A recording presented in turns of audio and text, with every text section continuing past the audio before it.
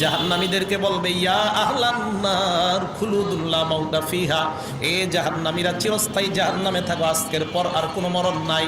জান্নাতীদেরকে আল্লাহ বলবে, ইয়া আহলাল জান্নাহ খুলুদুন লা মাউতা ফিহা, এ জান্নাতীরা চিরস্থায়ী জান্নাতে থাকো, আজকের পর আর মরণ নাই। আমি আল্লাহ চিরস্থায়ী জান্নাতের সার্টিফিকেট দিয়ে দিলাম।